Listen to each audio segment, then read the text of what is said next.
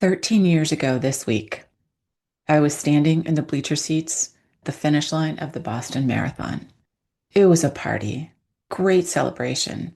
The announcer was calling out names, the towns people came from, the charities they ran for as they were crossing over the finish line. I was screaming and cheering on these strangers who'd run 26 miles to come past me in the bleacher seats. At 2:49 p.m., a bomb exploded across the street from me. Thankfully, I was not physically hurt. And a few weeks later, someone looked at me and said, "You still have both your legs. Why are you upset?" He wasn't trying to be cruel. He just couldn't see my injury. Here's the question I've been sitting with as this anniversary approaches. What does it mean that 13 years later, I'm still explaining this? My experience and the experience of everyone who walks away from a crisis looking fine, but not fine at all. What does it mean that the systems around us, the organizations, the leaders, the institutions, still have that same blind spot built into them? Welcome to Notes on Resilience. I'm your host, Manya Chilinsky. Today I'm doing a solo episode recorded close to the 13th anniversary of the bombing to talk about anniversaries, what they surface, what does 13 years actually feel like from the inside, and what all of this means for the people listening to us, the leaders, the crisis professionals, the people responsible for other people. There's something here that your planning might not account for, and you might actually already know that. April 15th, 2013 was a Monday, Patriots Day in Boston. I'd watched almost every marathon since moving here. I loved being a spectator, loved the energy, and that the finish line was the home stretch. That year, we got there around 2. We had bleacher seats. I was there with a few friends.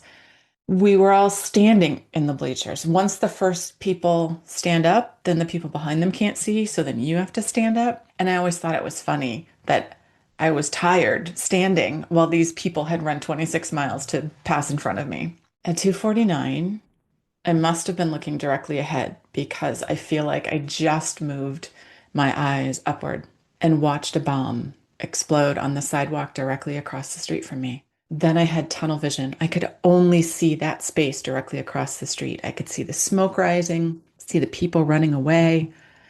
Then the second bomb went off. I turned to the left and thought, I don't even know where I am. This isn't my neighborhood. We evacuated. I looked down at my feet to get out of the bleacher seats, and I never looked back across the street. Made it all the way to the front of the Boston Public Library on Dartmouth Street, where one friend and I waited for our other friends.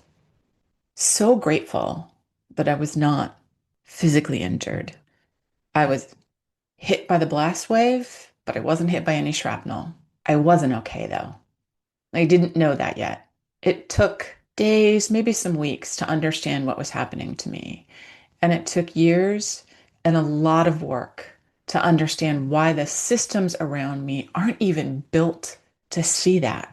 13, it's not one of those milestone numbers like 10 or 15. So it'll be in the news, but it's not going to get the same kind of headline. Here I am, and here this date is, arriving like it does every year. A little differently each time, but April 15th always shows up. Anniversaries do something specific. They collapse time. That distance you've put between yourself and the event, me and that day and those bleacher seats, the coping, the processing, the motion of just living a life, it compresses. And for a little bit, it could be a moment, it could be a day, a few days. You feel closer to that original moment than any other time of the year. And for some survivors, that is really difficult. For others, that is a very important feeling. It's a very important moment. For some people, it's both. And here's what I want to say clearly. You do not have to commemorate an anniversary like this. There is no way, there's no right way to mark an anniversary of something terrible. For some people, ritual is important and it's comforting and it's what they do. For others, they need to ignore it and let the day pass by like any other random weekday. Some people benefit from talking about it. Some people need silence and they don't want to think about it at all. All of that is absolutely legitimate, and all of it is recovery. Over the last 13 years, I've noticed that my relationship to April 15th has changed. First of all, I never think of it as tax day anymore. But in terms of the bombing, in the early years, it was mostly dread as we approached the day. It felt like bad weather coming, that I could see it and there was nothing I could do to prevent it. These days, it's a little more complicated. There's still some of that approaching gray cloud storm, but there's also something that feels almost like not gratitude exactly, maybe meaning. This date is part of my life now. This event, it's part of my life. It changed me, and some of what it changed me into, I don't regret. I know that might seem strange to some of you to say that, but it's true. And it doesn't mean I wanted it to happen, it just means I can see how I've changed and the things and the way that I've grown. And let's shift now to anyone listening to this if you're responsible for other people, because this is where the anniversary conversation becomes a professional one. So when an organization goes through something significant, a disaster, a crisis, a major disruption, there will be an anniversary of that day or days. Maybe it's already passed a few times in an organization you're thinking about right now. Maybe this is the first year of the anniversary. Most organizations don't necessarily plan for that. Leaders often think, we handled it, we recovered, we've moved on. The operational timeline says we have. And that is important. Of course, your systems need to come back online, people need to come back to work, life needs to continue on. What I know from the inside, though, and from years of research and conversation, operations and rebuilding happen on a different timeline than the recovery of your people do. Systems can get back to normal while people still aren't okay. And anniversaries are one of those moments where you can see that. You can see that gap. It's visible. The employee who seems fine but goes quiet every April. The team that basically falls apart around the edges when there's a news story about something that they went through. Or the leader who doesn't understand that morale dips at a certain time of year and there's a reason for that. And this is biology. When we experience something traumatic, our bodies and brains encode it. It's a memory. And for many people, it was a physical response. And anniversaries can trigger that response, even for people who've done a lot of work to heal. It's just how humans are built. And leaders often get wrong one of two things. They either ignore the anniversary entirely, no acknowledgement, no space, just business as usual. That may not be cruelty, they just might not be thinking about it. Or they know about the anniversary and they over-commemorate it in ways that can seem performative. And if not done correctly, can re-traumatize people by kind of forcing them back into the story when they're not really ready. What actually works is something simple and often harder to do. Acknowledgement. Genuine human acknowledgement that something happened, that it mattered, that the people who lived through it are still the people who lived through it. And then giving them the freedom to decide what they need to do about that day or that time of year. What did it actually feel like to navigate the institutional response after the bombing? I'll share that with you. I think it's useful as a map. It is a little bit of a horror story, but that's not how I mean it. So a few months after April 15th, I wrote a bunch of letters to the governor, to the mayor, to my city councilors, my state representatives, people like me with mental health wounds and no visible physical wounds. We were invisible in the official response for the most part. The focus was on the bereaved families and those with physical injuries. And those of us with psychological wounds, we just weren't part of the story. I didn't think our leaders even knew we existed. So I wanted to write this letter so they would know that. Someone from the governor's office called me. She spoke with me for about 15 or 20 minutes. and asked all sorts of questions. What kind of help was I getting? How was I doing? She offered to get me help and find me services. She was warm and present, and I felt supported and I felt like a human being. Now, to be fair, she didn't fix anything. She didn't address any of the things I had specifically asked to change in the letter, but she showed me compassion. And that mattered more than I can easily explain in this episode of the podcast. And then there was the mayor's office. I basically got a form letter back, and it said, and I'm paraphrasing only slightly, please contact One Fund directly regarding victim assistance. The mayor and Boston City Hall are not involved with this issue. And it wasn't even signed by a human. The signature line actually said mayor's correspondence staff. I had written to my mayor saying I was traumatized and needed help several months after a bomb exploded across the street from me. And I got a form letter where someone didn't even want to put their name to it. And that contrast between those two responses, that's the lesson. That's it right there. One person, I felt seen. The other institution made me feel like I was some sort of processing error. And both responses tell you a lot about the culture behind them, whether the humans running those systems have been prepared to respond to the humans affected by crisis. That's the work, not the form letter, the 15-minute phone call. So, what does doing it right look like?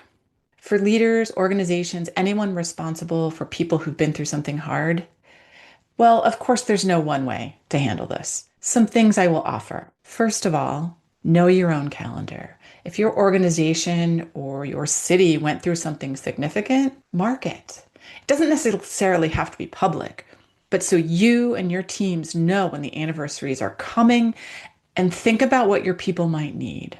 Because a simple acknowledgement from leadership can make a real difference. It can mean everything to someone who's struggling. An email that says, we know what this week is, we haven't forgotten, here's some resources. That's not a big lift, but it will make a huge difference. And here's something that makes this even more complex. Most organizations, municipalities, you're not managing just one anniversary of a bad thing that happened. There are many. That is unfortunately the way life works. So the bombing, then the executive who died suddenly 2 years later, a tornado that took out your warehouse, or a layoff that happened last year. Each of those dates within your organization or your community lives in someone's body, even if you don't put it on any kind of official calendar. So you might think you have one hard week a year, but it may be several, and you might not know it yet. And then there are anniversaries that you will never know about. And I know this is a challenge. The employee who survived a car accident before they joined your organization, the one who lost a child, someone who was in a building when there was a shooting 3 jobs ago and they never told anybody about it. These dates arrive for them every year, whether you, your organization, acknowledge them or not. Now, of course, you can't manage what you don't know, but you can build a culture where people don't have to carry those dates alone. And that's the deeper work, not tracking everybody's trauma history, but creating an environment where if someone is having a hard week, they don't have to pretend otherwise to stay safe. And they don't have to tell you what their trauma is and why they're struggling. Second, let's remember that recovery is not linear. And for some people, it's not complete. The person who looks like they've moved on may be doing an enormous amount of work that you're not seeing. Therapy, mindfulness, exercise, all sorts of things, medications. The anniversary may be harder this year than last for someone for reasons that have nothing to do with the original event and everything to do with life as it just happens. To check in with people, ask. And then here's the really important part. Actually listen to the answer. Third, if you are going to have some sort of commemoration, give people permission to not join in. Mandatory commemoration or remembrance can re-traumatize people. If you force them into a collective grief on your schedule, that might not be honoring their individual recovery. It might just be, as an organization, you want to make sure you look like you did something or you did do something. So let people opt in, make the space available, just don't require it. And don't require someone to explain why they don't want to do it. And finally, this is the leadership. This is it. It's not a soft skill. It's not a nice to have. The way an organization handles the anniversary of a crisis is a direct expression of the culture.